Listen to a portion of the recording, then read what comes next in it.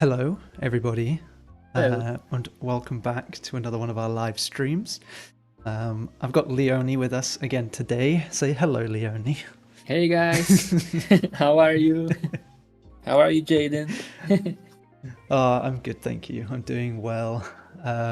Let us know if you can hear us both okay and see us Yes. both okay. hmm Um, Hopefully, you can. But today we are doing another material study. We haven't done one for a little while, Yes. and we thought, why not bring it back? They were a lot of fun last time, so we thought we'd do it again.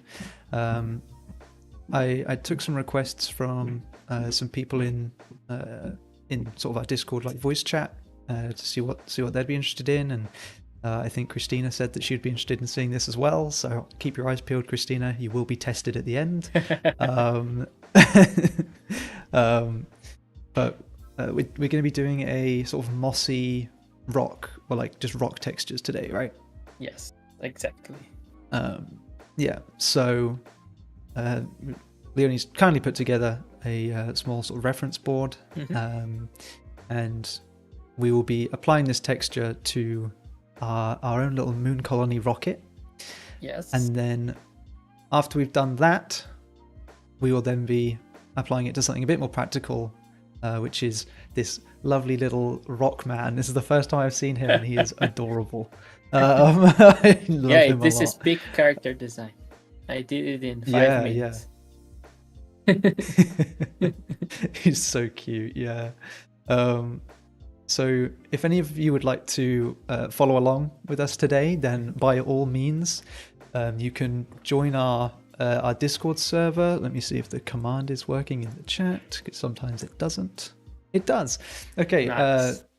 feel free to join our Discord server. I've put the reference board and this Photoshop document in our sort of Twitch text chat. You should see it in there. It's in the Lunar Station category. So just go in there, give it a download, and follow along. Ketha, don't worry if you're new to painting. It's fine. That's what this whole thing's about. Yeah. It's a learning experience. So by all means, we'd love to see what you do. But if you Yeah. Take don't our want to share it time. with us, Don't that's worry. totally fine. Yeah, exactly. Yeah, there are people who've been posting things days after the stream has finished before, so don't worry too much about it. Yeah. Yeah. But if you can So share your progress, we want to see. yes, definitely. Yeah, put your progress in the study room if you're comfortable doing so. Mhm. But I think that kind of sums everything up for what we're going to be doing today. If anyone Yeah. has any questions while we go along, then by all means, put them in the chat and ask us anything. I say us, but realistically, it's going to be Leoni. Um, Okay. but yeah, I think it's going to be fun. So I'll let Leonie start us off. Okay. So let me just introduce you guys to this file if you're not saw other streams that we did other materials already. We started with metal, we did this one, and then we did a donut one, lava, like melted rock thing, and a glass one. I think this was the only ones we did so far, so we did 4. Yeah. So today we're going to do some kind of stone or rock material. And before we start, I always put this guide on for people that are new to this type of study, digital painting, and things like that. We are always be using references for the things we do. You have the references already if you're following along. We can take our time to observe the reference and try to understand what is texture, what is light and shadow, what is local color, what is the color coming from the light source, and things like that. So take our time, observe the object. And separate light from object properties. Like I said, some things are texture, some things are color in the material, some are color in the light. For example, this rock material have a bunch of like the different colors, but also there's light and shadow. So we have to try to separate these things. Okay, and don't go to details too soon. Try to work as zoomed out as you can, like seeing all the whole piece the most of the time, and like at the end we can zoom in a little bit and work some details up. Okay, so we're gonna start with this. So I have this group with a mask, which makes things easier for us. So I can start by just trying to sculpt this into a rock thing and like start applying already light and shadowing and kind of sculpting the form. Or I can start blocking the local colors first. For example, let's analyze our references first. I gathered different types of rocks, different colors of rocks. Some with moss, some with no moss. If you want to do moss in your rocks, it's another challenge because it's another material on top of the base material. So if you feel a little bit intimidated by that, you don't need to put it. You can do like a rock like this one, which is more uniform in terms of material, right? Or this one, for example, that is more broken in small pieces. This is nice. But these beach rocks, they are very interesting to me. I like the color variation and how they are not so edgy like this. They are kind of soft in some spots. So I think this looks cool. I will gravitate towards doing more of this kind of rock, I think. But let's see. While I'm painting, maybe I adapt along the way. So you can actually mix more than one reference into your image. You don't need to follow exactly the color of one or something.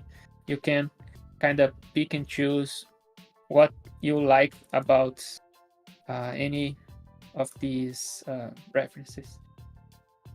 Okay, so as I said, I like this too, so I will use this. Yeah, because obviously the type of rock that you pick is going to have a lot of different properties. Some rocks are a lot more porous than others as well. So yeah, and it depends if the rock was formed by water or wind, because like these types of rocks, they get their shape from the wind hitting it, or maybe water, or sometimes some kind of earthquake or something that breaks this rock from a larger rock. So it's a process that can like happen in millions of years or whatever. So this is another aspect of observation, right? Try to understand what type of rock you're trying to make, and when, for example, you have to draw a landscape or something, and you want to draw, I don't know, a mountain, you would probably not use references for river rocks, for example. They are very polished and like kind of shiny sometimes because it's the water that is wearing down the formation. So this type of things are very important, you know.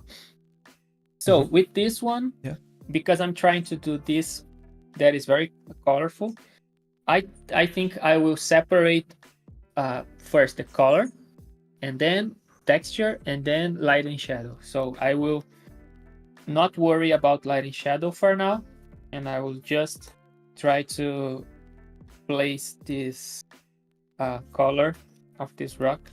So I have some part that is more yellowish, so I start adding a little bit of this yellow. Like in the mid part, it's kind of more pale gray. In this stage, don't worry too much. just try to place your colors the best you can without worrying too much about the details. It's more like trying to find the major places where light and shadow changes. So here I have something that is more this on the bottom.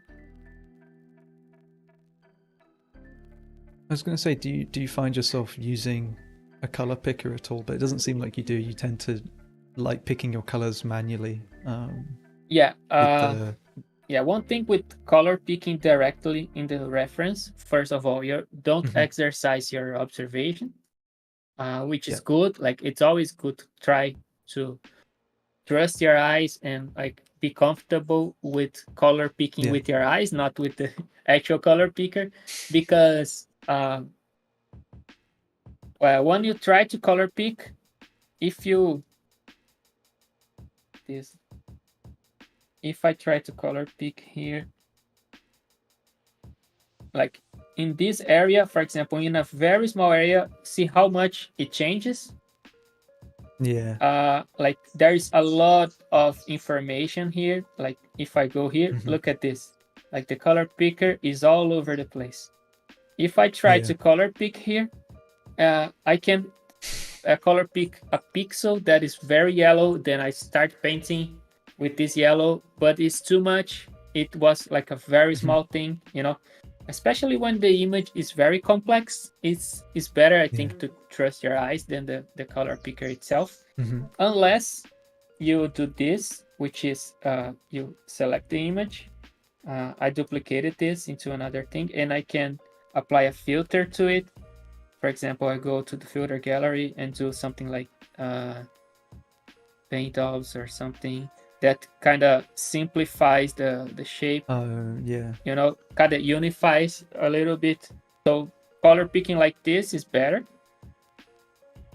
because you have like more groups of color, less variation. So if I color pick here now, you can see that it varies way less. So sometimes I can do that, but in general, part of the exercise is training your eye to see color, you know. Yeah. But the thing is, like you can adjust along the way, you know. You don't need to be like spot on from the first pick. Yeah. Especially because especially when it comes to like stylized work as well, right? Yeah, like, of course. Stylized work, you don't need the like 3 million colors that are going to be on that rock somewhere. Yeah. The work we do as concept artists and illustrators in general is trying to condense reality in something that is good design, is simplified, it's like communicates an idea. Don't need to have like a million parts or details. You can do it if you want, but in general, for the type of work, especially type of work that I do, the idea is to simplify it a little bit. Which can look simple, but it's not. Like it sometimes it's very complicated to do less, you know. Sometimes it's easier to overdo it and like zoom in and do every single detail. Sometimes this is easier than actually with a couple brush strokes already establish the shape, you know. There's a couple of people that are saying hi to you, Leoni. Hello, Sanoki guys. says hi.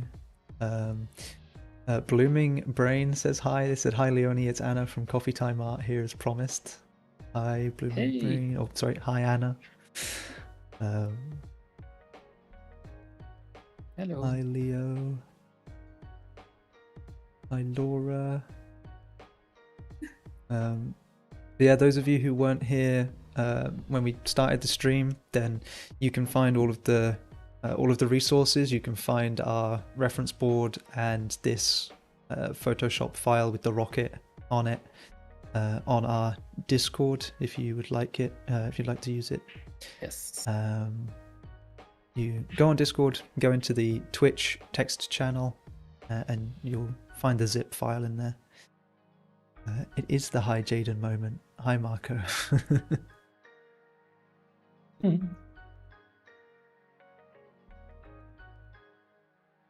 Yeah.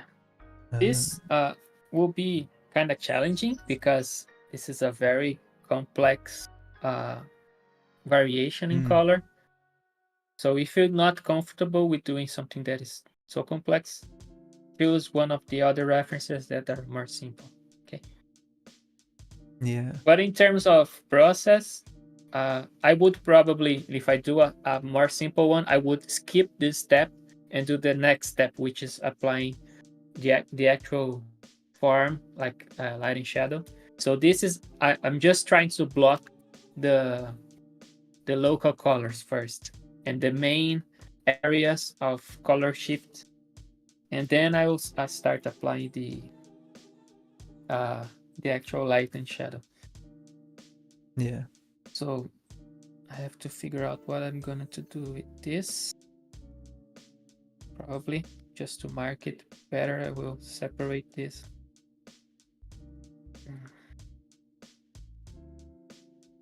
While you do that, Mr. Ken, how often do you guys stream and do demos?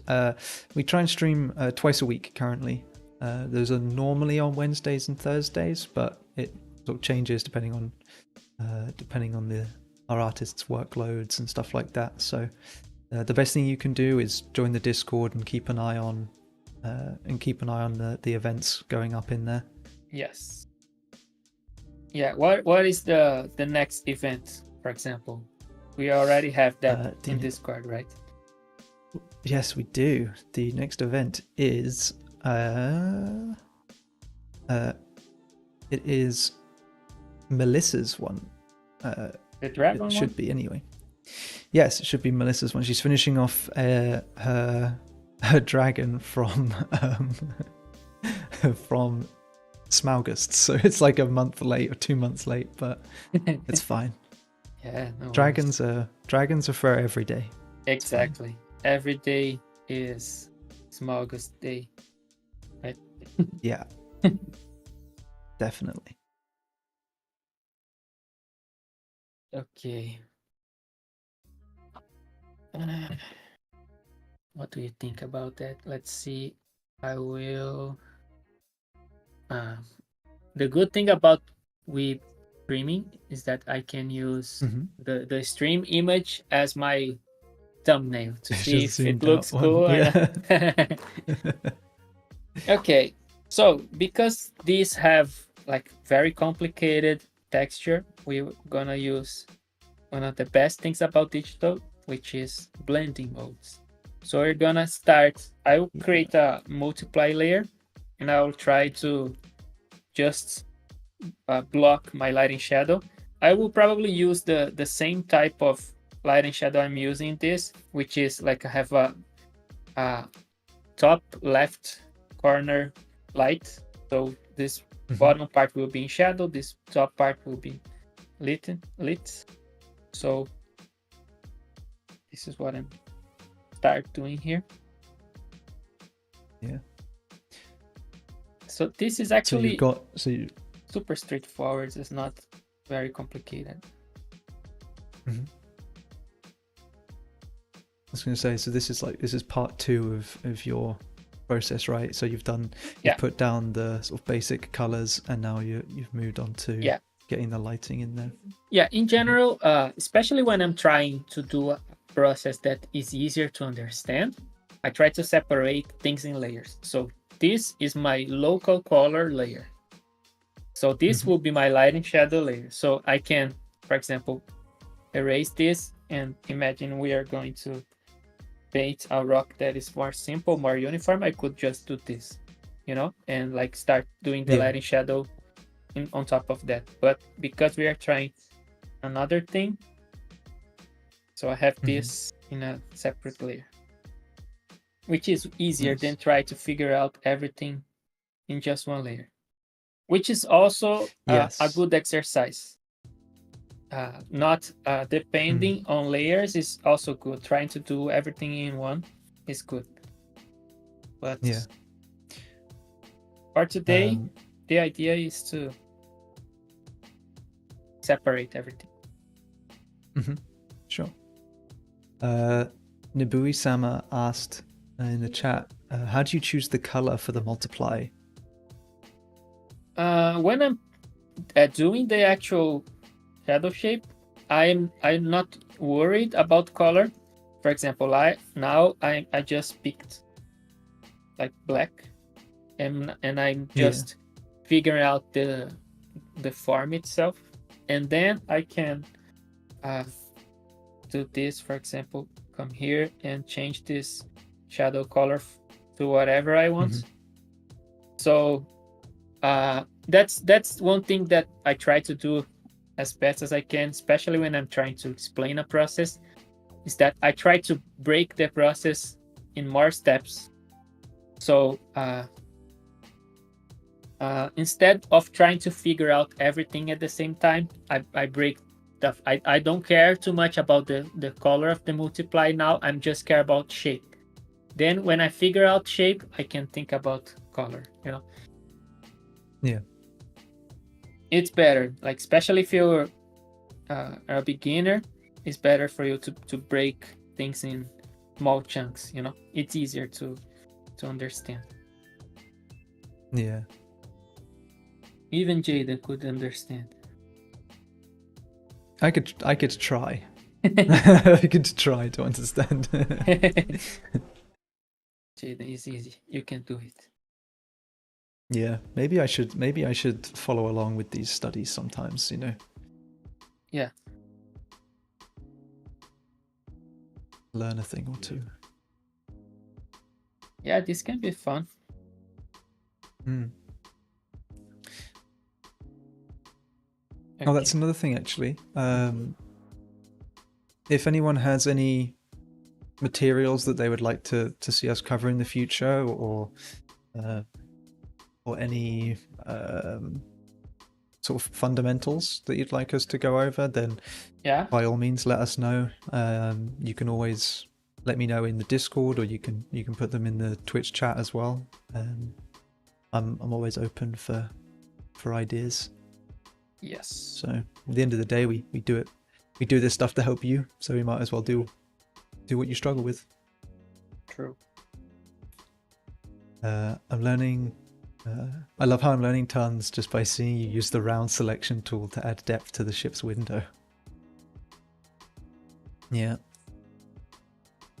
Sometimes when I show people my process, I just say that, it's not fancy, complicated. It's very straightforward.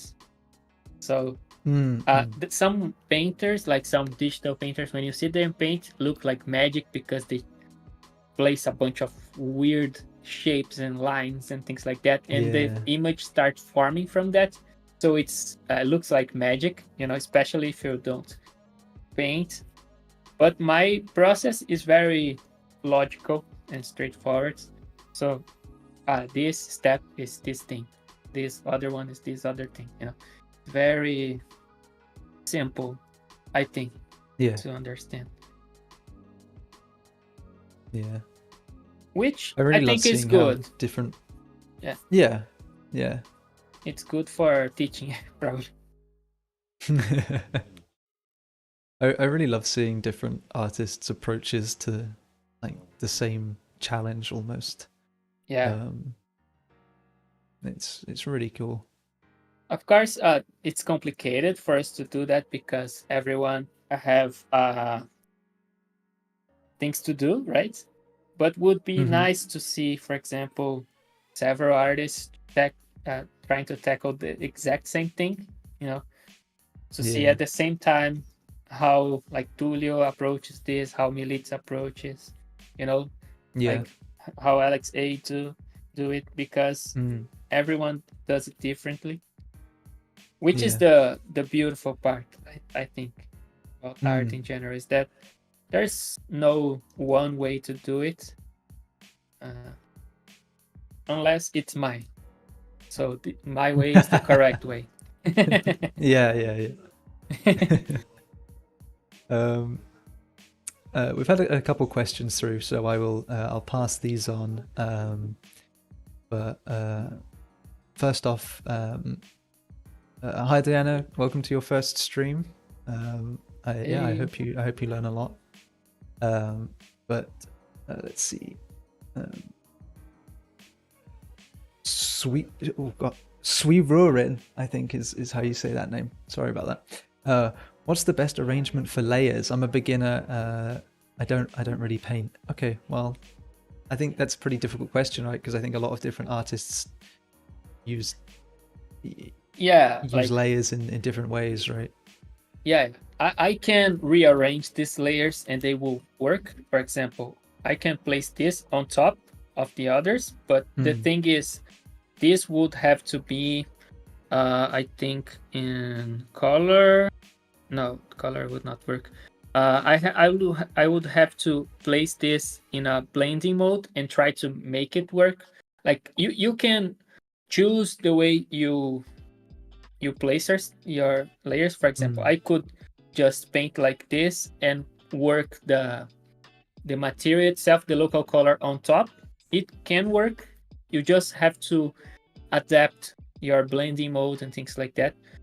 I think the most intuitive and simple way is the way I'm doing right now. To figure out the local colors first. For example, you're drawing a character, so you figure out the skin tone, the color of the hair, of the clothing, and things like that. And then on top, you do a shadow pass. So you do shadows. And then what I'm doing now, in a third layer, which is highlights. So I'm doing applying a little bit of light on top. So this is, I think, the most intuitive way. But you can actually think that everything is light. For example, you start with your object completely in shadow and you just turn on lights on top. You can do it. Like I did that for a long time, which works. But I think the most intuitive way for you, that if you're a beginner, is to think about that. Local colors, then shadow layers, then highlights on top. Yeah. I think of it like I think of it as if you're laying different bits of paper on top of each other to get the different effects, you know. Yeah, the thing for me is always be conscious of what you're trying to do in every step. Don't mix the steps. You know, sometimes you're painting a shadow, but then you put color in your shadow to figure out the local color of that area, for example. So you can do that, but if you're not so experienced, you can lose yourself doing that, you know. So avoid mixing too much the steps. Yeah. For me, this is good enough base for me to start actually painting it. So what I do, usually I just place a base like this, and then I create a normal layer and just paint normally. Because if you work only with blending modes, your painting can look kind of dull, like too digital. I don't know. Like it's better if you have some brush strokes on it. Sure. Okay, so we have a couple more questions. please. So Rhiannon said, "Hey, how do you choose which edges will be soft or hard? Thank you very much." Okay, I usually think about what is the focal point of the image. In this case, is like a little difficult because it's just a simple object. But in general, if you're doing an illustration, a composition, you have a focal point with most of the times will be the eyes and hands of the character, or like main storytelling aspects of your image. This, I would say that I will place my sharper edges within this area, which is like the focal point of my image. and probably harder edges when I have to describe a form like this, which is something that is separated from the body of the rocket. But some parts I can blend more. For example, this bottom part I can blend because this is not so important. Maybe this I can blend, you know. So yeah, you usually you will put harder edges when you have to describe a form, like a form that is overlaying other or something. Yeah. Or around the focal point, like I said.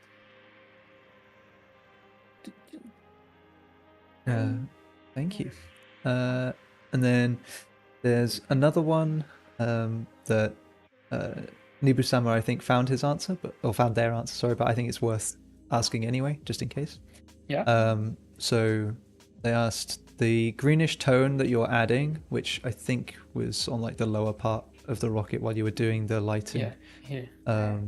The greenish tone that you're adding right now, is it the bouncing light from the sky or from the ground? I think the greenish tones here on this rock, probably they are more the like moisture or things like that are creating so they're this. part of the base color. Yeah, I think it's more part of the base color. Sometimes it can be tricky to know exactly what is light and shadow.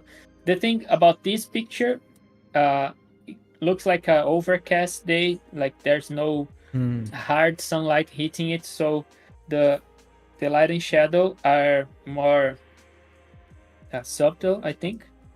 And because you have this edge right here, because the form goes like this and then goes like this. Yep. Actually, I would consider all of this as shadow, right? I'm doing this with mouse. Okay. But at the same time, maybe because of the farm, like the water goes down here and then goes slowly this way, and probably this part gets more wet than this part, you know. And because of that, maybe these parts have more like these greenish tones. I know that these white dots here, these white thingies, probably they are some kind of coral, crustaceous, I don't know what, sea life things that stick to the rock. So I will add this on top. So yeah, I think it's very useful for you if you want to really understand what you're looking at, like research what you're trying to do. So what is this? Why this rock have like a dark part and a light part? What happened here? This is some kind of mineral, or this is effect of the water, or what is this, you know? If you understand things, you can do better decisions than just doing whatever. But because this is a quick material study, we are trusting our eyes, you know. Yeah. The 6-hour research and material study is next week. Yeah, we could do like, we could dive deep into how different minerals or molecules have different properties, you know, and how, for example, crystals are formed, why a rock is like more soft and other is more edgy. So like there's a bunch of whys, you know. Yeah, we could do moon colony science lessons. Yeah. So actually this is a good thing to point, is that for us artists, concept artists, illustrators, it's good for you to understand the world that you're trying to portray, right? So I think it's fascinating to understand, for example, how rock formations, how rocks form the way they are. Like it's pretty interesting if you are curious about those type of stuff. It's pretty nice. It's like when you try to design a creature, if you understand anatomy, you can do a better job, you know? It's the same thing with any other type of subject, right? If you understand better, you make better decisions. Yeah, for sure. Yeah. But for like 99% of the time, you just need to design a cool rock. You don't need to be so in depth with it, because it will be a background object. No one will care about it too much. Yeah. It's just a rock. Like, this is the kind of detail that you would want to be putting into like a rock character or something, you know, like a big golem or something like that. You wouldn't want to think this hard for a random boulder in the background. Yeah, but like one thing that is pretty good to think about when you're doing a concept art for character or prop or whatever is that everything in your game or project tells a story. So a rock can tell a story. What type of rock it is? It's like a moisty thing. So it will indicate that it's some kind of swamp or wet lands or something, you know.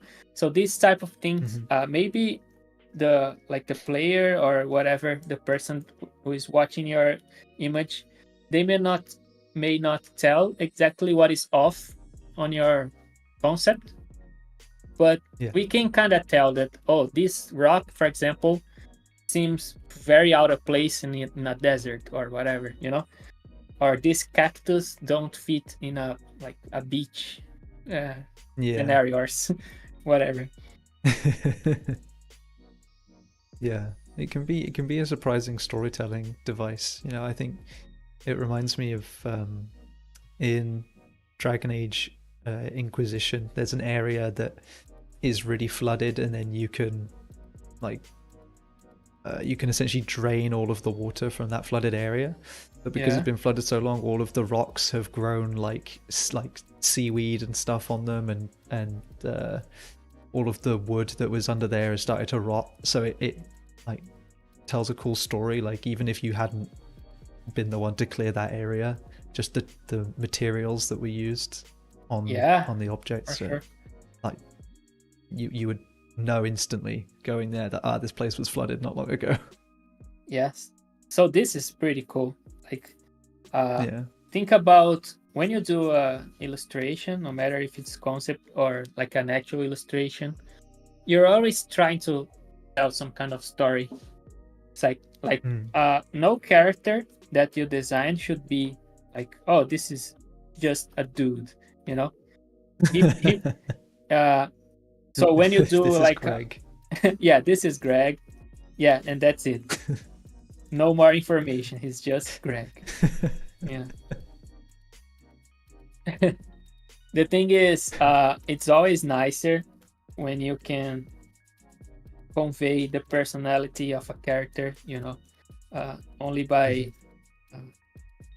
the way you design it.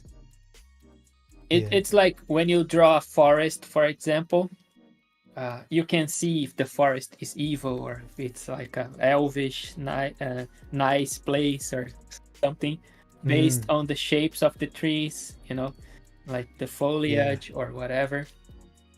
So it's always good to think about that. We have a few more questions as well. People are just pouring in. Thank you so much, everybody. Yes, thank you. So Nibui-sama has asked, some people recommend to add a soft gradient from light to shadow in your paintings to give it life. Do you agree with that? Do you think that's true? Yeah. In general, when you're designing something, you would want the top part to be, that usually is the focal point, like face, the chest of a character to be more in light, and then you gradually goes to shadow to the feet. So it's usually having some kind of gradient top to bottom makes sense, because like 90% of light situations, the lights come from top to bottom.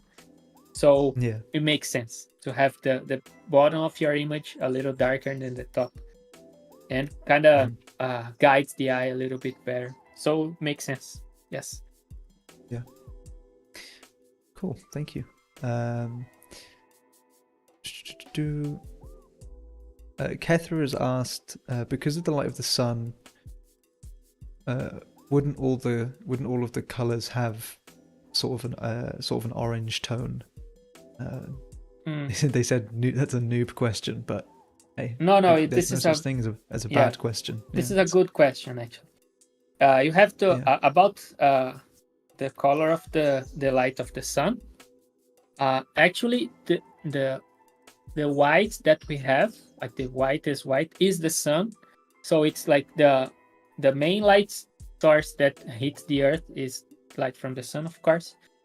So this is what how we perceive colors, is like the white light come from the sun, hits an object, and bounces some wavelengths that communicate colors.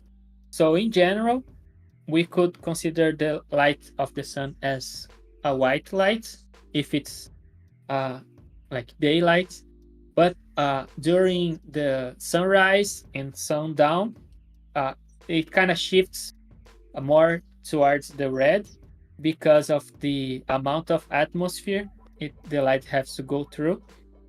It kind of absorbs, I think, the blue and let the warm tones pass more. So if you want your sun to be more warm color, you can, but it will kind of indicate that the light situation is more like sundown or something. But I think if I would choose to make my sun like a cool color or a warm color, I probably would be a little bit toward the warm, because it makes sense, right?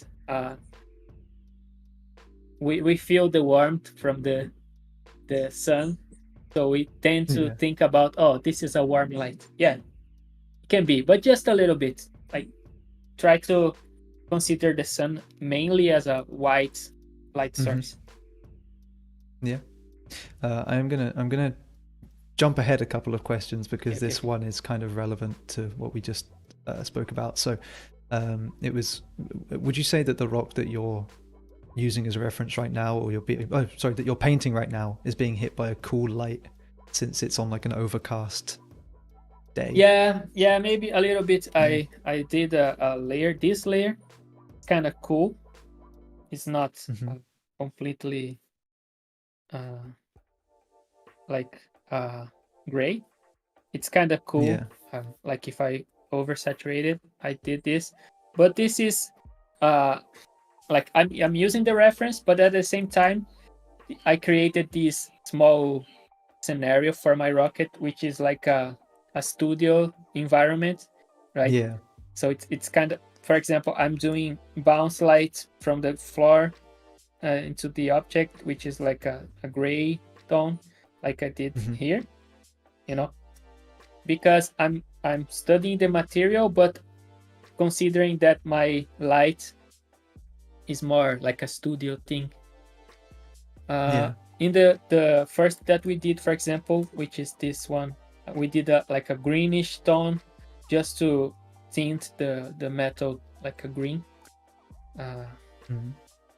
So if we desaturate this completely, it will be something like this, right? If it's just gray altogether. Yeah. We have like good questions today. Thanks, guys. Yeah. You guys are doing great. I'm barely having to think. It's fantastic. No. So there was another question I was going to read. The lighter color on the edges. So I'm assuming that's sort of on the wing closest to us, and kind of around the window section. Would you say that's the Fresnel effect? Do you know what the Fresnel effect is? Fresnel, think it's, if I'm not mistaken, it's the effect when uh, the object is kind of parallel to our eye line, so these borders tend to get more light. Like you can see this in a surface like a painting on a car. If you look directly to the car door like this, you can see the color. But if if you're looking like this, like almost parallel to it, it kind of becomes more like a mirror. I think this is the Fresnel effect. I think. Yeah, that is, yeah. So is that a little is that bit what you're thinking about when you're doing that? Yeah, for example, in this truck, all of this side here kind of have this a little bit. Yeah, it's a little bit more reflective. Yeah, it kind of reflects the blue of the sky a little bit of this part also. Yeah, so yes, I'm thinking about this, making this part here a little more bluish. But I'm separating more, make it more graphical, a little bit more graphical than the graphics. Yeah. Is that something that you kind of consciously find yourself thinking about, or is it just something that you've done so many times now that it just kind of comes naturally that you go, oh well, of course it would be lighter there, you know? I think after a while becomes a little bit unconscious. You feel that something is missing, so you know that you have to place this kind of things to make it look more realistic, more natural. But it's I think for me anyways, my process always have this very logical and mindful aspect of, oh, I'm trying to do this, so this is what I'm doing right now, you know. Which I think is good, because sometimes when you just let like the flow guide you, you can get results that are nice, but sometimes you do another image and it don't look so nice because you didn't thought about every aspect. Like it, I gave mentorships in the past, and sometimes you ask like a student, why did you choose to put this color here? And the person says, oh, yeah, I don't know. Well, but why did you think about this? Like, we can be expressive and like be more fluid with our approaches with painting and things like that.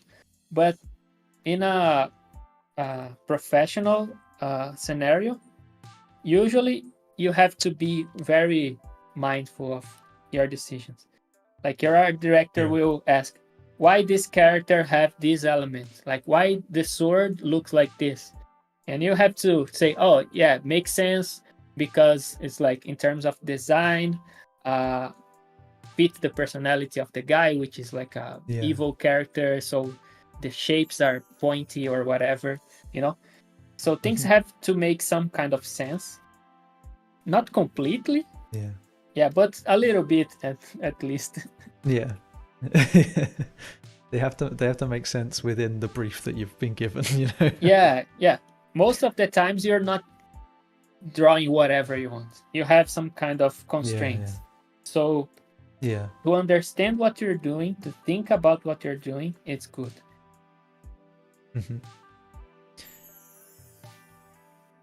I can see we've got even more questions to go through, but let's go.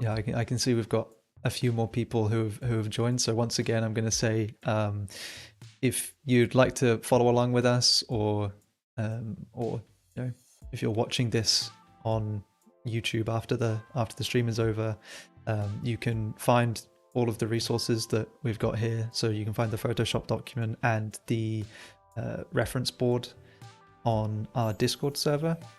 So that is discord.gg/mooncolony _LTD, I believe. So join that, and you can go into our Twitch text channel, and there's a zip file in there. I will double check the name. I think it's called like stone. It's called rock_mats or materials. So give that a download and follow along with us. That'd be great, and show us how it goes as well. We have a study room in there in our Discord, so post what you make in there. We'd love to see it, and we hope you find this useful. Yeah. But I will go back to the questions. Mm-hmm. So Checkered Cat says, hello, thank you so much for the teaching stream. You're so welcome. Question, how do I keep my work clean? Sometimes the blending brushes make a little bit of a mess and the airbrushes look too digital.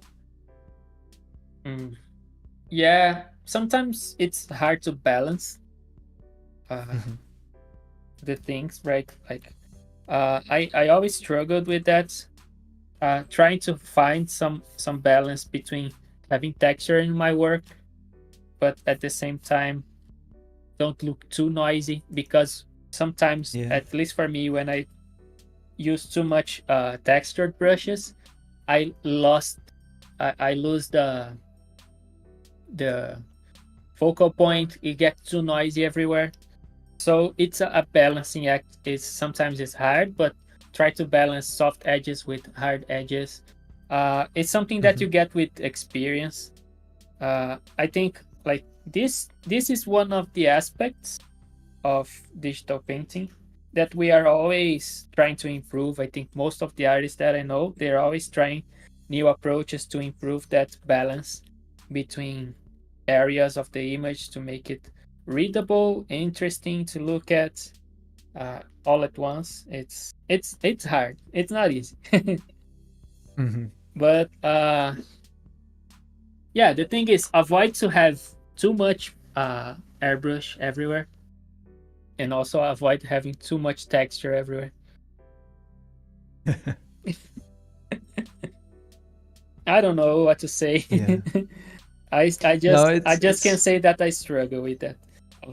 Yeah, I think a lot of people struggle with that. Things can very easily look too digital or too noisy, and I can imagine, as you say, a lot of it comes from experience and really getting to know your brushes, I think, as well. Yeah, that's why, for example, I tend to use just a few brushes. For example, in this one, I used this let's see, this basic one. What? Please help me. Okay, I have this, which have a little bit of texture, right? This one, which is more simple, an airbrush, and a little bit of this one that have a different texture. That's it. I don't need more than that. Yeah. Okay. If you start using too many brushes, it's very easy for you to lose yourself. At least for me, like I cannot use too many brushes. Okay. Yeah.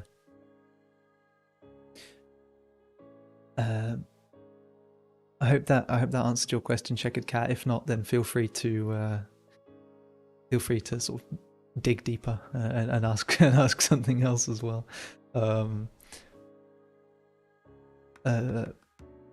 Philipposis says, I'm a beginner when it comes to render materials. Should I watch more of your streams to learn more? And is there any sources that you guys recommend? Definitely watch more of our streams to learn more. Absolutely. Yeah. Why not? We've done a few in the past, and they're all on YouTube, so feel free to watch those. If there's anything you're particularly struggling with, then let us know. I'm sure you're not the only one who's struggling with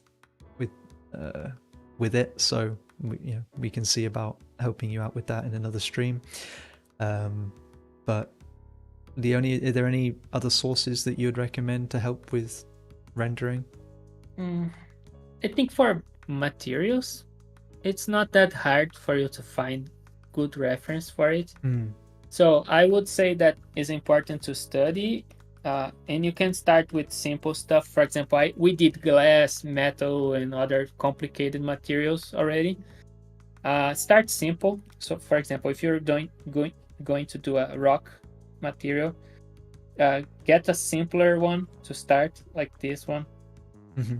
You know, avoid overwhelming yourself with things that are too complicated.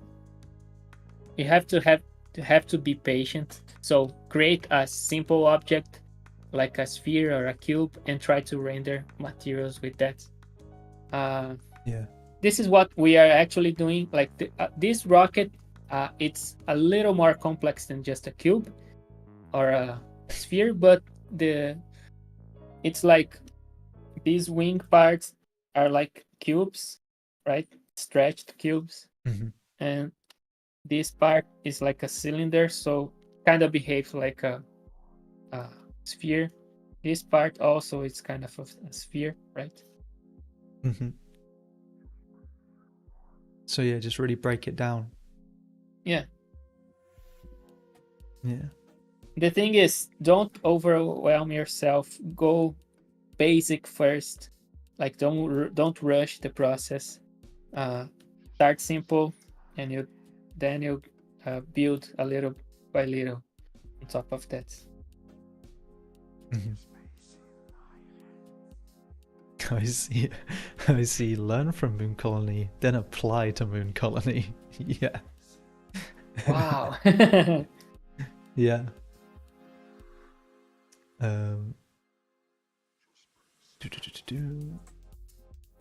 There is another question. Where is it? I've done that one. For example, this material is tricky. This is not so easy. For example, I'm doing this. It's already an hour. I know that I'm talking and trying to do at the same time, Yeah. but I'm kind of struggling with it. It's not so easy because I'm trying now to do these like elements on the bottom, and for now looks a little bit off. But the thing is, you just have to be patient and trust the process, and like work on top of it to try to make it work, make it look good. keep chiseling away at it. Yeah, just try to be patient. Don't rush, and like if you think for some reason, oh, this, I think I'm done with this one. I cannot do anything better than this. Okay, end this one, start a new one. So it's like a repetition thing. Yeah. For example, I'm working in this industry, like concept illustration thing, for over 10 years, and there's always things that are challenging. Some materials are challenging. For example, this one is a little bit challenging. So you have to be okay with that, like you never know everything. There's always be something that will be a challenge to you, so just be patient and try until you can do it.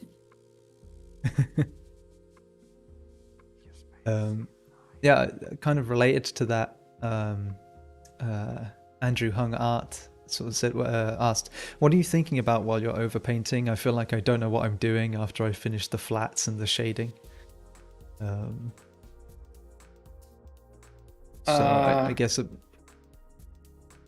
yeah, I understand the question. It's like, yeah,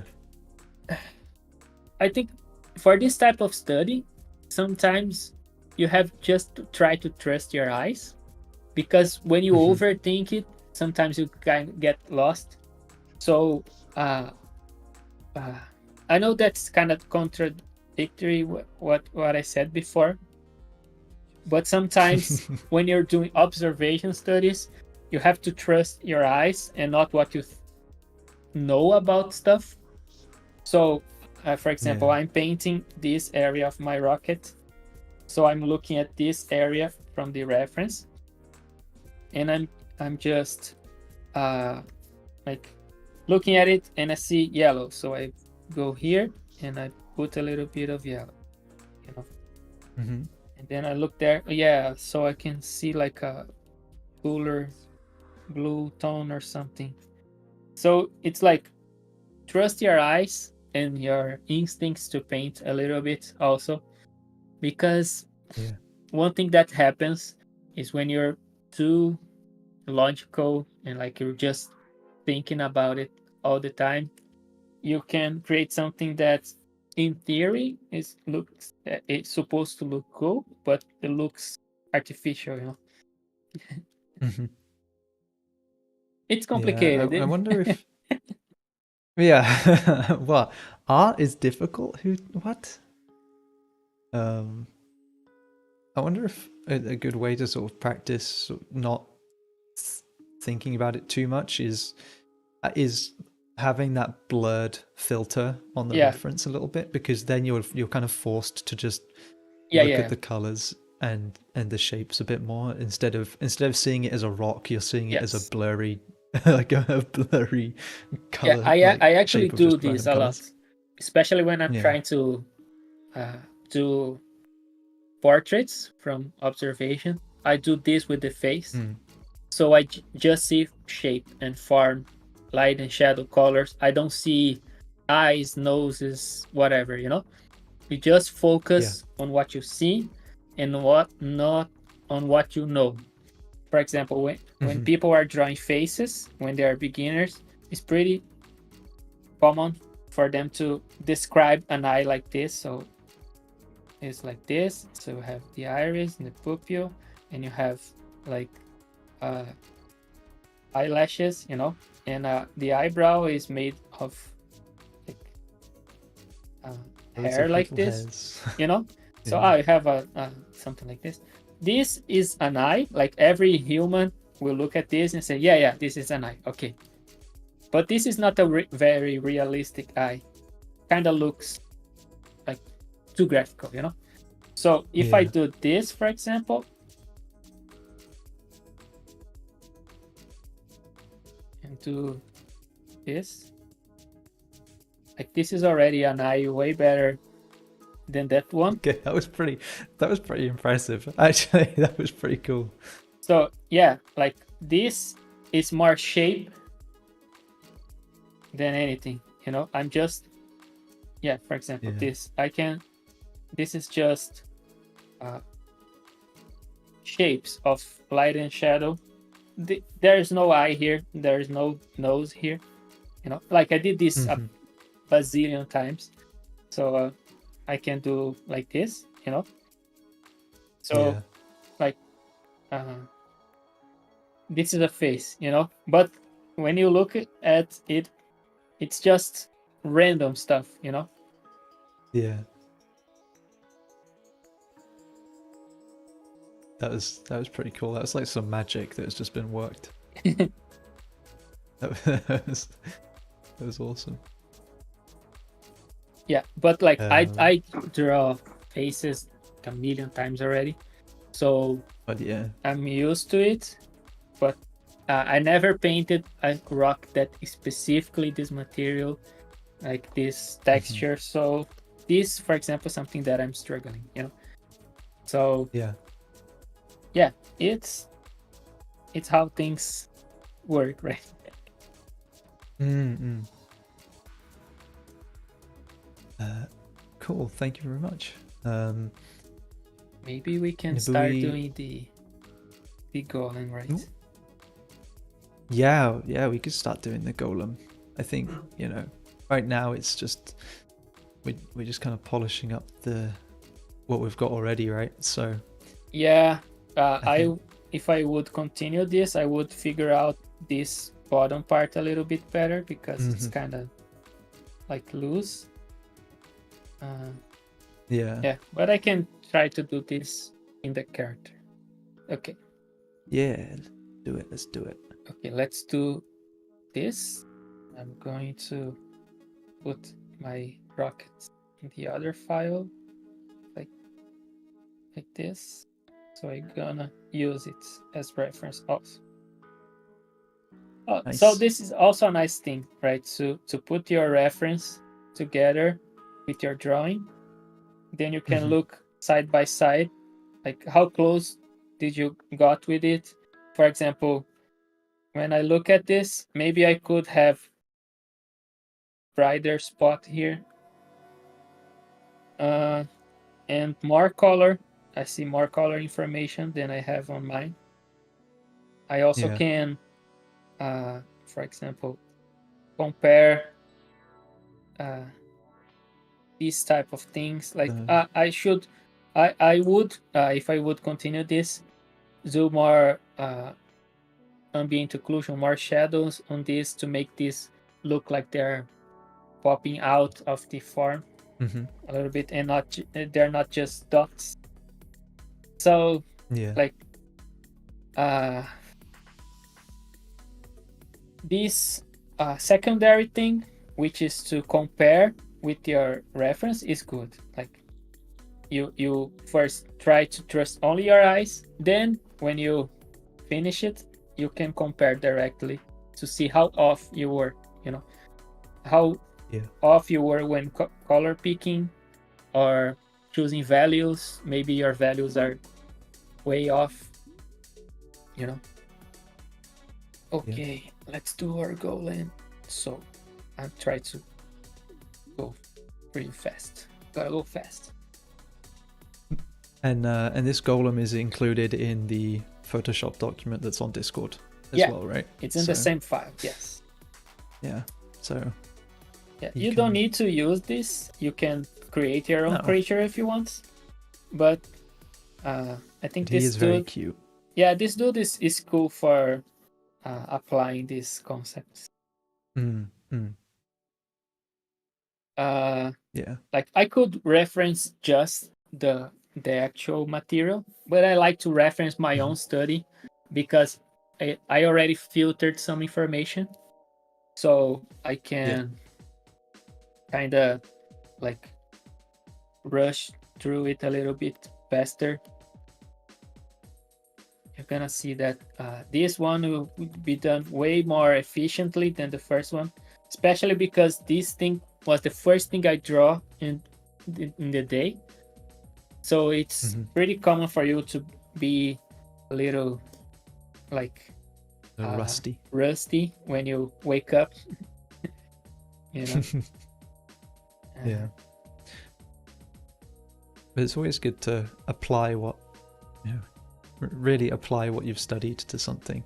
I mean, you're kind of doing that with the rocket, I think, anyway, because you're not copying the reference. Yeah. Like one to one, but I think adding it to a character is fun, especially if it's a character that you've designed. It just makes it a bit more interesting.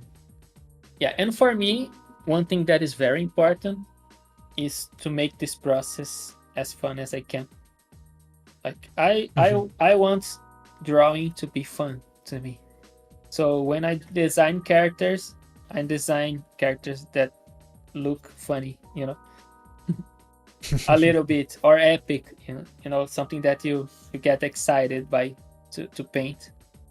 So maybe for you, my character can be too wonky or stupid looking, and you can design like a very epic, cool golem, super badass guy if you want. Yeah, I'd love to see that. We have a whole bunch more questions if you would like, if you're happy to go through some more. Yeah. Okay. So let's see what we got. This one was from Nibui again. I see you're adding texture through strokes. Some strokes are hard and blend softly near the window, while some on the bottom were harder and like messier. So I guess that was less of a question and more of an observation. So I can't probably read, but yes. Yeah, some things it's more like some things we do without thinking too much about it. So I think some aspect of how we approach painting are like the tone of our voice or the way we do calligraphy. It's something that is Yeah. personal, you know, like Mm-hmm. so why do you say things like you say? Sometimes you don't think about it, you just say it, you know. So with Yeah. painting, it's a little bit like that. You can study someone's process, like stroke by stroke, but in general, what happens is that you start developing your own way of thinking and your own way of doing stuff, you know. Mm. So it's kind of natural. So if you ask me, why did you place this mark from left to right in this, and then you have like a soft layer, soft shape? I don't know. It's just I'm just painting, you know. Yeah. Yeah. Sometimes the decisions are conscious. There are things that we are Mm-hmm. thinking about it, but sometimes they're just the way we paint, you know. Mm-hmm. One thing that is pretty interesting is that in general we have difficulty to see our own style, you know. If Yeah. you ask me what is your style, like I don't know, like I don't know why I choose these colors, why I choose these shapes. It's just things that appeal to me, you know. Mm-hmm. I look at them, I look Yeah. and I think they're pretty or whatever. You know? It's just like your signature, you know. Yeah, You don't kind of becomes your necessarily thing. think about it. Yeah. Yeah. That's the thing I always say to people when they say, "Oh, I'm trying to find my style or whatever." You don't need to search for it; it will find you. You know, you just Yeah. do whatever you want, and your style will find you. Mm-hmm. Yeah. Just keep making. Just do it. That's what we got. Rhiannon asked, how would you balance studies and actually drawing illustrations? I feel like there's always something more to learn, and I struggle starting my own illustrations since I feel like I should study more. Yeah. The thing about studies is that it's a never-ending thing. You know, you always have Mm-hmm. something more to learn. But Yeah. I think you have to think about what uh, makes you make you excited to paint. You know, if you want to do a cool Yeah. illustration like with a guy fighting a dragon or whatever, just do it. You know, like don't put too much pressure. Try your best. Try to gather all of the knowledge that you have. You will probably struggle, like most people. It's normal, especially if you're trying to draw a complex scene with a bunch of characters or whatever. It's hard. It's not easy. Uh, Yeah. then you try your best. Then you can make some notation on the parts that you struggled mostly. Oh, I have problems with my composition or how I paint light and shadow or materials or whatever. And then you do studies to support that things that you think you did not did so well. Then you get Mm-hmm. back to your next painting with this new information and try again. You know. Yeah. That's the thing. I think to me it sounds like it's, you know, you're always. Let me try and think what I want to say. Um, it's a matter of like study and then apply, right? So you could be working on a big illustration and you could be like, okay, well, I need to make I want this kind of lighting set up in this illustration. And you go, okay, well, let's do some lighting studies and learn a bit more about it before you apply it to the big illustration. So you're kind of you're studying it and then applying it to the illustration. So you're kind of doing both at the same time, right? Yeah, I think different people have different approaches. Yeah. Some people, for example, would want to search as much reference as they can before starting anything, and some people just Yeah. want to try to come up with ideas with only things that they have in their mind before searching for reference. Like both approaches are valid, you know. Same thing with studies, for example. One thing that I always did is that, I want to make this illustration, so I go straight to it, and then I find a thing that I struggle. For example, I don't know how to render water, so I'll stop a little bit, do water studies, and then I'll try to apply it to the image. You know, this can be a back and forth thing. But in general, especially if you're a beginner, if you're not so experienced, I would advise you to not spend like months in a single illustration. I think it's not worth it because you learn something, but not a lot. I think it's better for you to do quick stuff, like do compositions for illustrations, but images that are not so complicated or not super rendered, you know. Try to work out your speed. I think is good, like your decision making, your confidence in your lines. I think this is the most important thing. But like every artist is different, you know.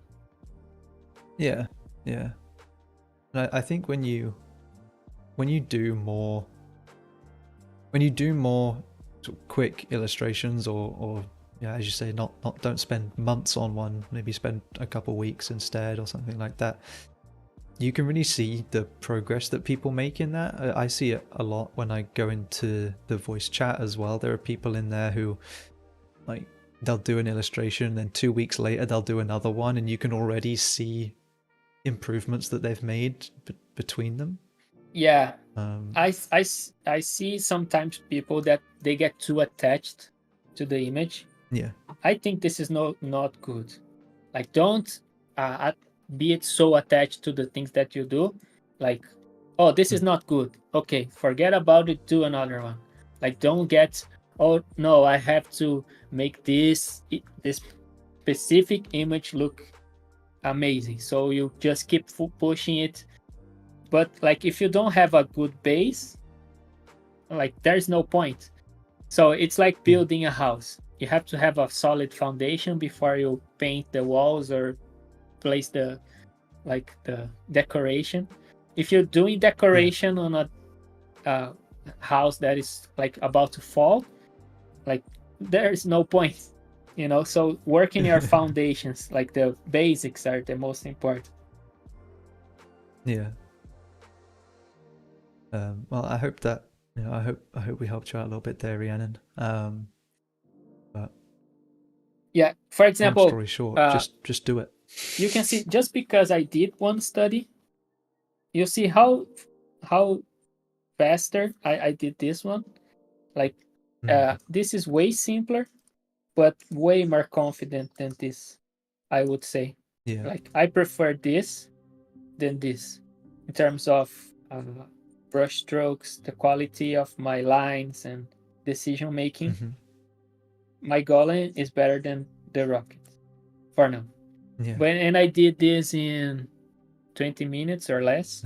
20 minutes, less than that. And just one layer. It's just I'm thinking about everything at the same time: light and shadow, and local colors, texture, form, shape, everything. So it's something that you build along the way. Like, you start to get more confident. This is, I think, what is essential for an artist, especially if you want to do concept, is to build your confidence to do your decisions fast, you know. It's good for you in general if you can do this.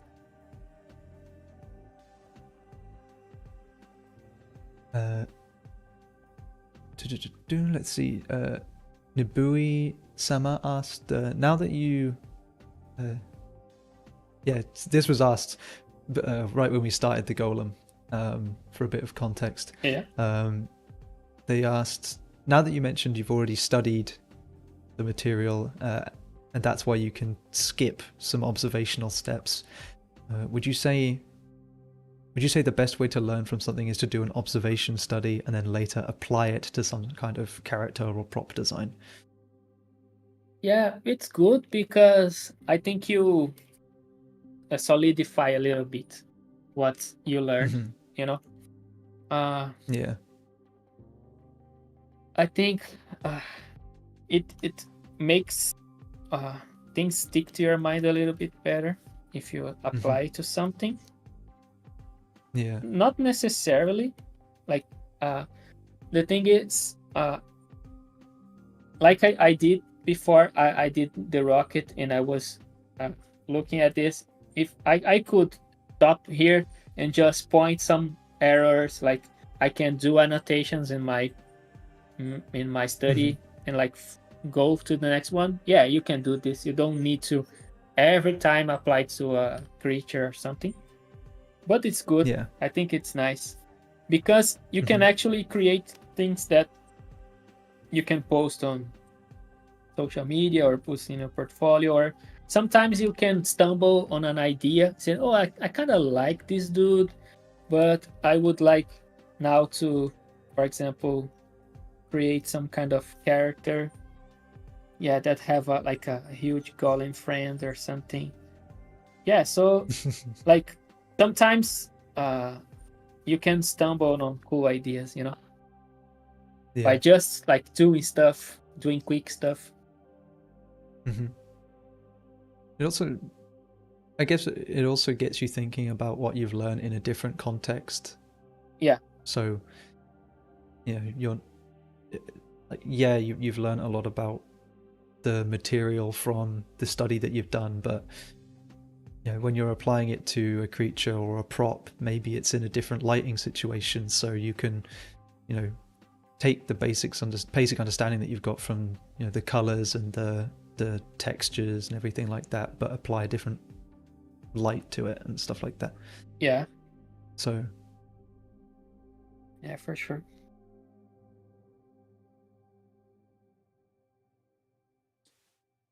let's see. Ketha asked to change the material from a rock to a crystal. Would I just have to add the highlights on the edges of the crystal to look like a shine? Hmm. Not necessarily, because Mm, crystals in general, they have some kind of transparency or something. You can kind of yeah. look inside of them, so it could be a little tricky. But Then they like changed there, the light as well. yeah, but there are ways for you, for example, to, I don't know, I can duplicate this, put this on the bottom, and maybe I'll make this into whatever color, and maybe I can try blending modes to, for example, oh, Oh, that one is this will good. be like a Yeah, base for my crystal. I kind of yeah, use the information of what I had. Yeah, like maybe, I don't know, this one, and then I can go on top and start applying the faces crystal. Yeah. yeah, But like crystals in general, you will have some kind of transparency, so you can kind of look inside of it a little bit. mm, Yeah, but you could totally use like a rock study to transform into a crystal thingy. yeah, Yeah, like this. Yeah, good. Okay, yeah. I this think is crystals tend to all. have a lot more like sharp edges as well, Yeah, but yeah, it's the doable. edges are sharper. Mm. And Kalia Rover, question for Alexander. Uh, what helped you the most when you were studying? You're always studying. You're still studying. Mm, I think Uh, having some kind of routine is good. What I would do, I did this with friends. I had a YouTube channel uh, back in the day, and we had a Facebook group, and we would do together with the group a study that would be Monday. We would do gestures. Tuesday we do uh, frame still frame of movies, and we would do like a painting mhm. study. And Wednesday would do concept study. So we would take a creature and try to design something. And it was like half an hour, 1 hour studies every day. Tuesday, we would make something on perspective and things that are more like architectures. And Friday, we would do master study. That's it. So do this every week, 1 hour per day. And for me, this was very good. One thing Yeah. that also helped me a lot when I was in the beginning, 2011, when I actually were trying to develop my uh, style, I would open DeviantArt back in the day, or maybe Behance or whatever site, and I would just scroll and try to find cool references. When I see something that I like, can be just a rock shape or a helmet design or whatever, I would open my sketchbook and copy that. I would copy the best I can the thing on the illustration. Like it doesn't need to be the whole illustration, but maybe like the arm pose the person did, I would just draw an arm, try to copy it. And then like I filled a bunch of sketches doing that. I was doing 4 pages per day on the sketchbook, so like several images. And like at the end of the sketchbook, I could already see some improvement on my line work and on the confidence on my shapes, because I was gathering a bunch of different references and passing through my lens the things that I enjoy. And afterwards, I would keep these sketchbooks and use them as references for my designs later, because it's something that I copied from someone else, but already passed through a layer of my taste. And then when I do something based on that, it's like a second step. Like sometimes doesn't have anything with the original source. It becomes a totally different thing, So I would do that, and this helped me a lot. Try to develop what actually appeals to me. I think, for example, I would totally see a golem dude like that, like this in ArtStation or whatever, and say, yeah, this dude is nice. I like these shapes. I would try to copy this.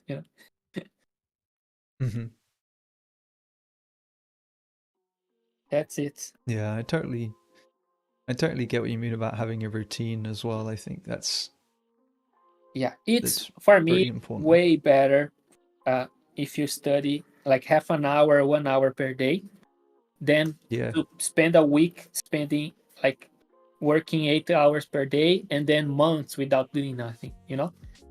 It's better to be slow and consistent than to be like to have bursts of drawing, like you draw a bunch, then stop drawing for months and then come back to it. Yeah. Okay. Yeah. Now I'm kind of enjoying this, dude. I can be more chill. Yeah. Okay, I want this to be separate.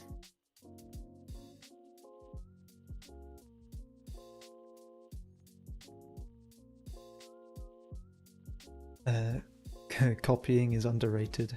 True. Oh yeah. Yeah, for example, the first real job I got in the games industry was in a card game. And I said this like a lot of times. I always tell this story, but they wanted me to do illustration per day. So I would do 4 per week, like 16, 15 per month. So 15 cards or more per month. So it was pretty challenging. First of all, because sounds stressful.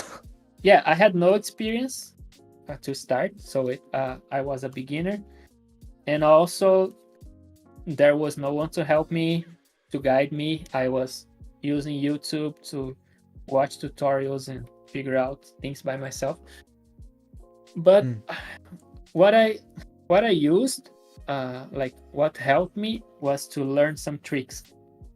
And one of the tricks that I used a lot was trace on top of my own picture. So I would pose and transfer the image to the computer and do my sketches on top of my poses. So I would scan myself, then I would like just warp the pose in a way that kind of looks okay, and then draw on top. And like by doing that, I was drawing on top of a photo, but I learned so much about lens distortion, about perspective. Like when you draw a character without thinking too much about lens, you ignore the fact on like how much a person face is distorted if it's far away from the camera or it's very close like this, you know. Yeah. Like my face shape, if I'm closer to the camera, is completely different than if I'm away from it. And like when you're drawing, you don't consider this too much, but when you start tracing on top of pictures, you can see how much like lens distorts the image. I was gonna say, and that changes depending on the camera or even the phone sometimes. Like yeah, and what I actually started to do crazy. is like what I started to do is to have my references taken from very far away, you know. So I would pose very far away from the camera to not have this, you know. So if you have so it's for shortening. Okay, this can be cool.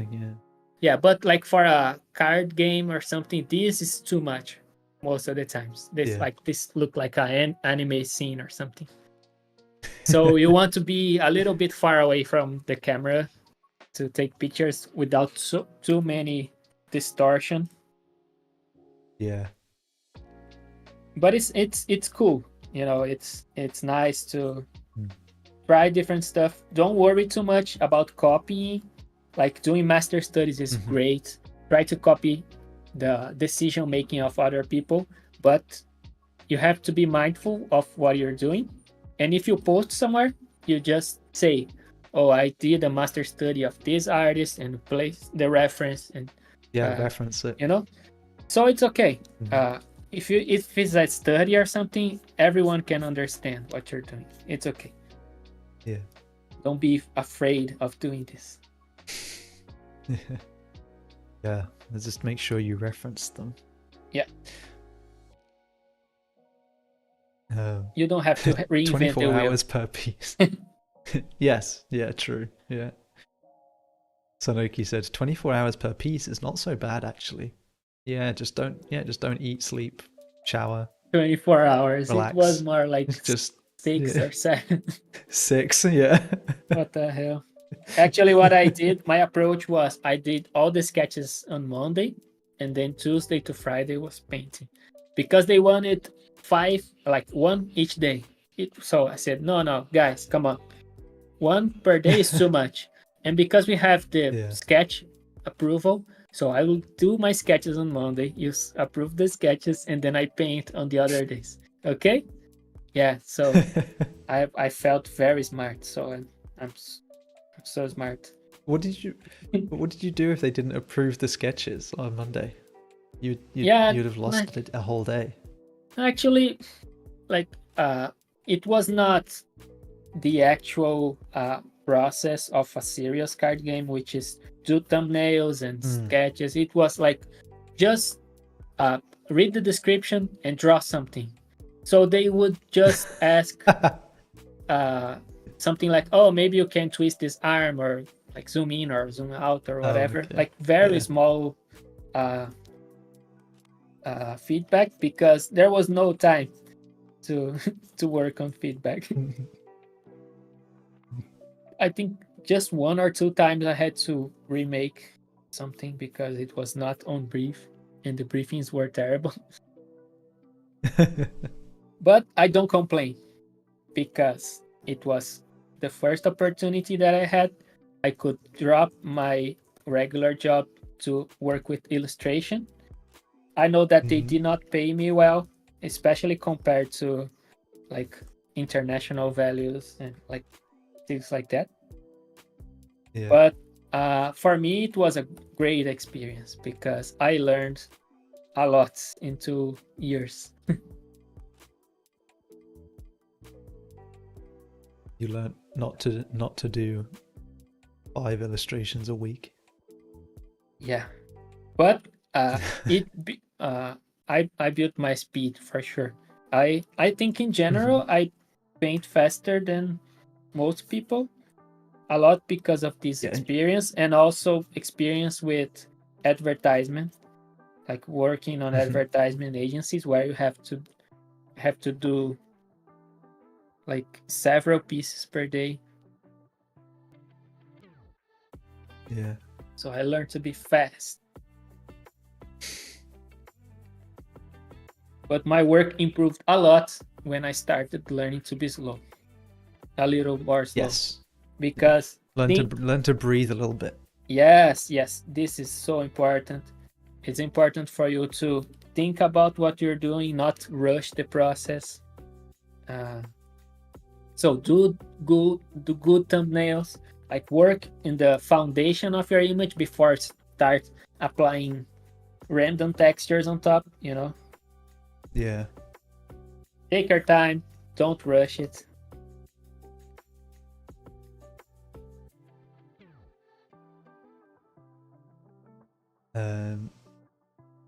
Melissa said, "Yeah, you put so much with so much pressure, you either give up or you learn a lot." Well, yeah. Yeah. But the thing, one thing that I think Milica can relate, and like I see some people that had more opportunities in life, they tend not to value too much what they get. Like I know that I was being explored back then, but like that was the my opportunity to work with illustration, so I did everything I could to do it. If I had some more notion on like what is the actual market, of course this was 2012, like things were different back then, but Yeah. if I value myself more, I probably would say, screw you guys, I will not do it. It's always difficult. It's always difficult to sort of value, like put a value on yourself, especially when you first start out doing something new. It's tough. Yeah, and like clients in general, they know that you're immature, that you're new, they explore you. Yeah, but for me it's okay. Like I got to a point where I'm very happy with the work that I do, and I needed to go through all of that to get to the point where I am, so it's okay. Yeah, that's what counts. Yeah, it ain't the journey, it's the destination. Yeah, every experience is a learning experience. Even if it's a bad experience, you have to learn something from it, right? Yeah, for sure.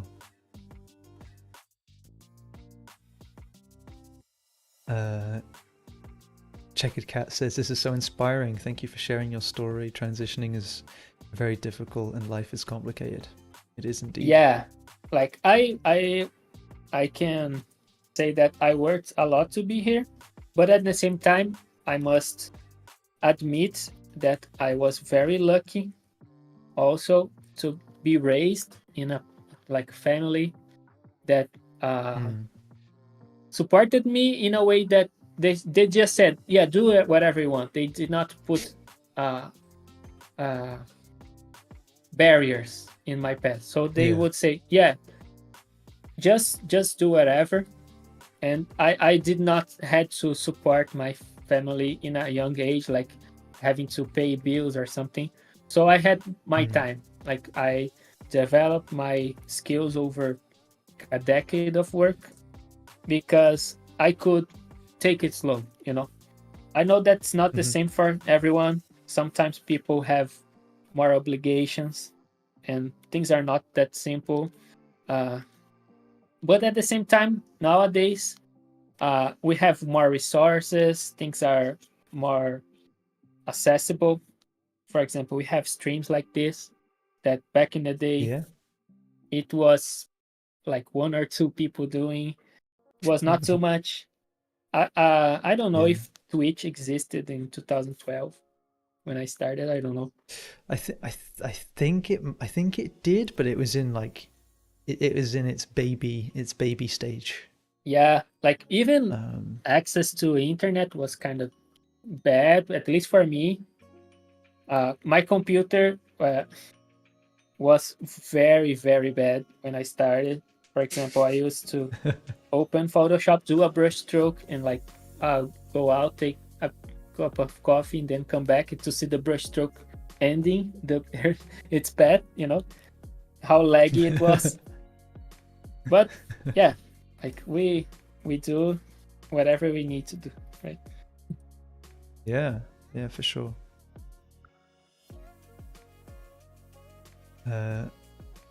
Does Leoni have a favorite old master? Old master. Yeah, like Yoda. Yeah, Master Yoda is my. Yeah, Master Yoda's my favorite. I don't know. What is my favorite old master? Depend on what you consider old. Yeah, we talking It's like Alan, my 20 old master. Yeah, are we talking like 20 years ago old, or are we talking 200 years ago old? Yeah, like when people ask me what are your main references, I say I don't know. Like for me, the world is my reference. Like I open ArtStation, I see a cool piece, I said, yeah, this guy rocks. This guy's super cool, And sometimes I don't even know the name of the artist. I don't know.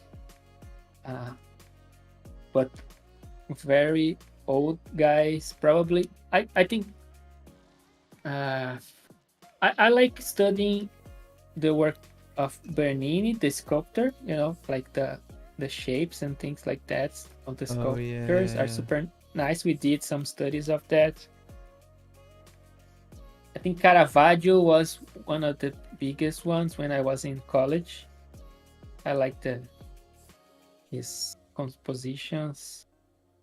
Goya also for a while, like for very old ones. But from not so old ones, there's Lion Decker, for example, is a very cool artist because he have like an art that is pretty well rendered, but have some kind of graphic design approach to it, which is super cool. Normal Rockwell also super cool. Yeah, this type of dudes. Yeah, I agree with Sanoki. It's too hard to remember favorite artists now because there's just endless names on the internet. And like you see so many at the same time, and you kind of get confused of who is who sometimes, and people don't have their faces in profile or have like weird names. They're pretty hard to read sometimes. Yeah.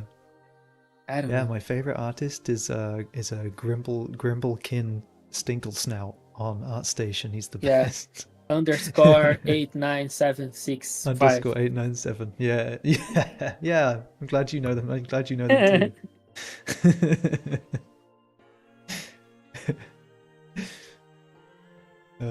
Oh no! Speaking of bad PCs, Nabui said that they just downloaded the file from Discord, but one brush stroke on their laptop froze. Yeah. Okay, just make a cup of tea and come back, and it'll be fine. I was talking about how I was streaming for a while, right? I did a YouTube channel, and the thing is, when I was doing that, my internet was very, very bad. My webcam microphone was all bad, and like if you see those videos today, they're hard to watch because of the quality. Yeah. But then after I got good internet, good computer, good microphone, good everything, I stopped streaming altogether. It's good that Moon Colony put me to streaming, because I would not do it otherwise, probably. Yeah, I don't know how what I had time, like, and energy to do the amount of stuff to do I used on to. top of work. Yeah, I did so much back in the day. Yeah. That yeah, actually it reminded me of a question that was asked earlier. I forgot to say it, but Bluetopy sort of asked why we're so active in giving back to like the art community.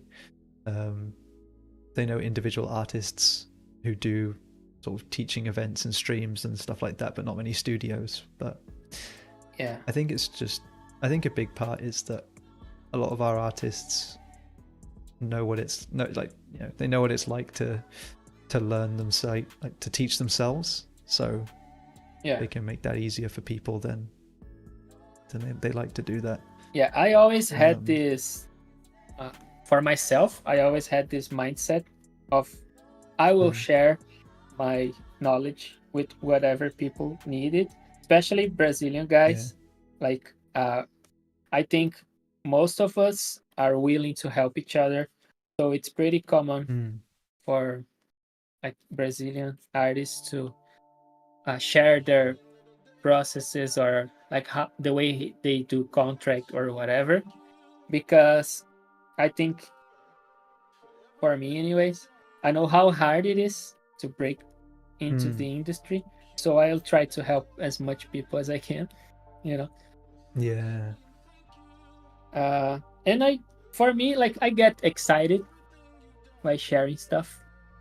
I remember that I started doing YouTube because I was working alone in that project, that card game project that I said to you. And I was so excited sometimes when I realized something, said, yes, now I understand how to render this. I want to share with someone, you know.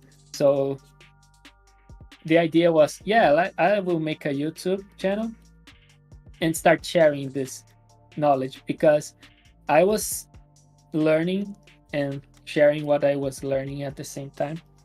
It was cool. Yeah. And there's always someone that is more beginner than you, that content will be very useful, to them. And this is very, very, very nice.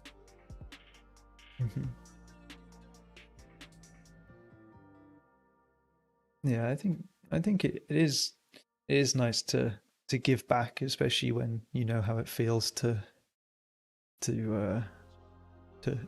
fight your way in, Yeah.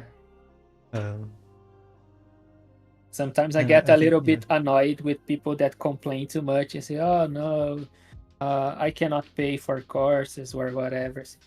Dude, you were talking to me on the internet. Come on. Have so many free content. Like, just start doing it. So many free stuff.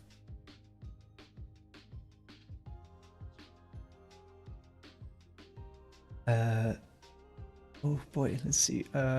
What is in your opinion the quote unquote recommended amount of hours of study and drawing per day if you plan to get your first job? Oh man. Is whatever amount you can afford. You can afford to do, yeah. Yeah. If you can do 1 hour a day, it's good. So select a time of the day which you feel more productive. I was doing it during the morning. So I wake up, take my breakfast, and do a 1 hour study. And then I start working with wherever I was working in back in the day, So if you can do this in home, it's better. But sometimes you work on like I was working on a advertisement place. I will go there 1 hour early and do my studies and then start working at the normal hour with everyone, you know? Yeah. For me, this is the best, but some people feel more productive in the night. So if you can do that before sleep, spend 1 hour studying, it's already good enough. If you can spend more, okay, this is better for you. But I don't think you need to overdo it in a sense of like pressuring yourself to be like, oh, I have to study 8 hours per day, or I will not be good enough or whatever, you know. Yeah. I think as well you have to be really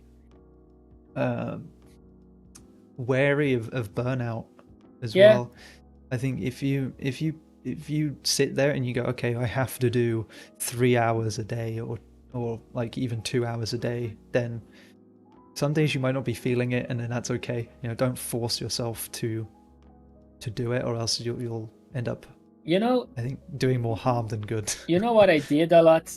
I would have more than one project, and I would procrastinate one by doing the other. For Doing the example, other. Yeah. you can see I have guitars here with me. I play guitar.